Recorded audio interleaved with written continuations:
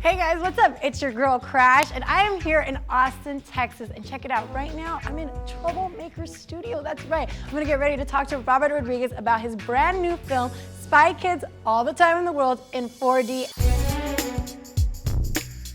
All right, guys, so I'm here with Robert Rodriguez, who's been so kind to let us chill at Troublemaker Studio.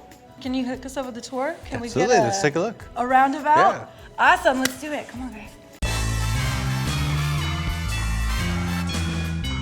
So we are in your office, filled with all kinds of fun stuff. You know, we have, stuff from... The Predators movie is The Predator. There's stuff from the new Spy Kids. It's a robot dog head. Here's a machete statue. This is a bar I bought in Mexico, and I use that as my desk. Nice. How did you get started in filmmaking? What sparked your interest in starting to get into this world? Well, I had a lot of hobbies when I was a kid. I loved to draw, I loved painting, I loved music, I loved photography, and movies seemed like that was the one place where you could do all those favorite hobbies. So from the age of 12, I started making movies on home video and entering contests, and I won a bunch of contests with short films. But then El Mariachi was my first feature-length film that I did. Sort of as a practice film, that's why it was in Spanish. I thought I would hide it on the Spanish market. Nobody would know I'm the same Robert Rodriguez as all the other Robert Rodriguezes out there.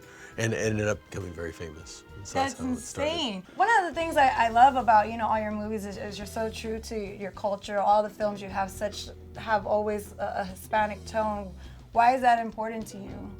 Well, growing up, Latino, growing up in San Antonio, that's just my worldview. That's what is around me, and you weren't seeing that represented on the screen. So when it came time for me to make my own movies that I would write, they just came out that way. I wanted to see that on the screen myself. What kind of movies did you like when you were growing up before you started making your own at 12? I really did like a lot of comedies, which is why if you look, the common thread between all my movies, people say, that's so weird, you do like a Machete and you do like a Spy Kids, but yeah, they're actually all pretty silly and goofy and funny. They're very comedic, and I started as a cartoonist. So that is sort of the unifying theme, is that they're all fantasies, they're all in made-believe, made up, make-believe worlds, and then they're all comedies. When did you realize that you were good? You never know you're good. You never think you're good. You always think you're getting away with something. And then when people like it, you're like, oh my God, I can't believe it. You really do stuff for yourself first because you have to be passionate about it. So I didn't know Sin City was going to be successful. I just knew I wanted to see that movie. I wanted to see Desperado. I wanted to see Dusk Till Dawn. As crazy as these movies are, I just want to see them. So you got to start from that place.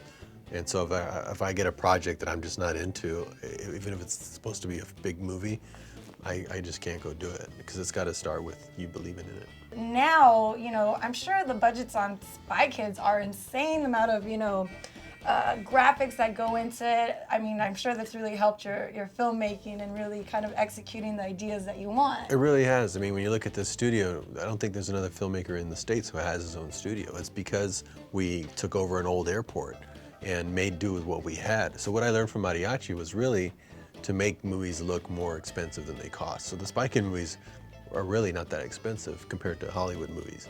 But because we do it here, we're able to control the budgets and make things look a lot bigger and look like it can, and that's why it can come out in the summer. It looks like a summer movie, but it doesn't have a summer movie cost. Do you think it's because you're Latino of that? Because I know growing up Latina, we didn't have a lot of money, so we learned to kind of like pinch and save and still get the things we wanted, but not necessarily as a cost. Completely. I mean, and growing up also in a big family, a family of 10 kids. Yes. So it's against my religion to spend even someone else's money. I just can't do it.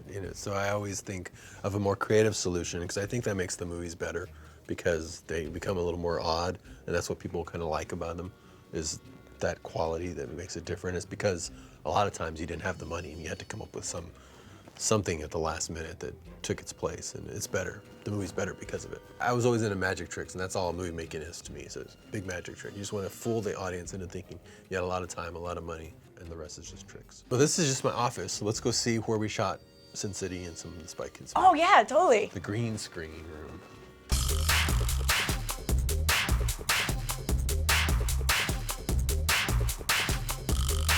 You stand there and I'll put you in the snow, or I'll put you in the rain, or put you in Sin City, or I'll put you in a kid's movie.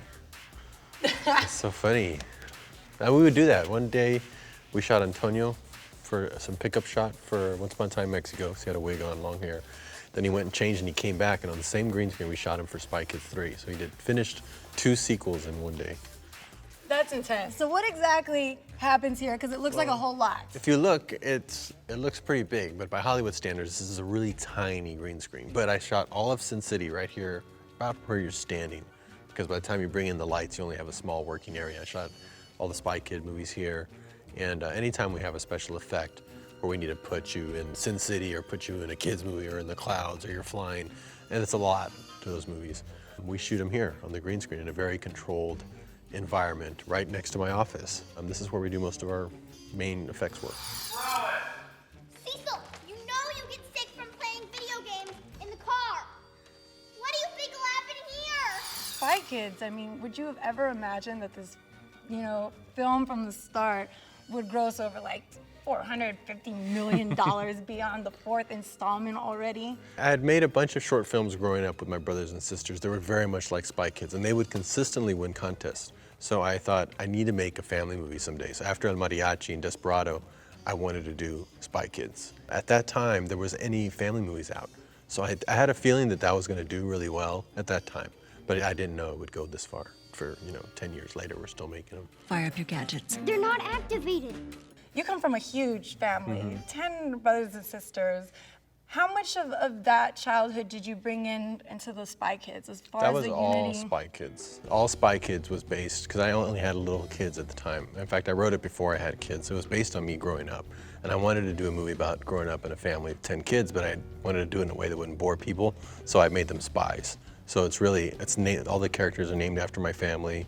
It's all our family stories done in a spy film. So the spy is to make it accessible, but it's really a family story. You go from directing movies with, robot dogs, Spy Kids, to like Machete, who will like cut your face.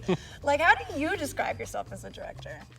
I'm a Gemini, so Oh. I have a 2 face. There you go. I think that helps. I mean, I really am. I make the Spy Kids during the day, and I make the machetes at night, and I don't sleep. Does it smell like gingerbread? No, it's a baby's fart. I guess maybe the baby ate gingerbread. You know what? I'm gonna go ahead and believe that because it makes me feel a lot better about myself right now. Thank you. That's part of the fun you have in the movie. With the success of Spy Kids, and you started off with like super A-list actors, have you just like had all these other like A-listers lining up like, hey Robert, when's the other Spy Kids coming up? I usually go up to people who have kids. So you look for actors who are famous but have kids who've probably never seen any movies of theirs because they're always adult themed, and they're usually very eager to be in a movie. Like Jeremy Piven wanted to be in one of these because he has nieces and nephews that have never seen any of his work. So, Yeah, especially so you're that not dude's famous. work. You're not famous to a kid at all. Here's a special effects shot from Spy Kids. I went out in the street downtown and filmed the car, and I panned the camera over because he was going to add in this gadget, making the car flip over. So he does all the animation for it, but here we film a plate and he adds it on, and he does it here himself. High-tech guerrilla filmmaking is what I call it. So even for a big movie like this, we still try to do it very small and just have, everyone sleeping on a sleeping bag in here. Like you said, your crew's very small, but even you yourself, you've been known to do everything on film, right? Produce, film, edit, even doing the score. Well, I remember the freedom I had making El Mariachi with nothing. So you get a freedom, even though you don't have money, you get freedom. With money comes a lack of freedom. So I took a lesson from that and thought, I just want to always make every movie as if it's my first movie, where we don't have enough time, we don't have enough money, and creatively we're going to figure out how to do it. So that's always been the philosophy behind what we do. Keep it home, keep it small, and just let the ideas be big. What's next for you? A family, not family, maybe a combination of family that become, I don't know, killers? Yeah, I might just try to bridge the gap. Do it, Robert. If anybody could do it, I believe in you. I'll probably do a little of both. We might do another Sin City. We might do, we're doing another Machete. We're doing another family film, and then some new stuff. We're doing heavy metal and Fire and Ice. Lots of stuff going on. We got a lot of projects right now. I mean, when you don't sleep, you got a lot of time. Yeah, a lot of time.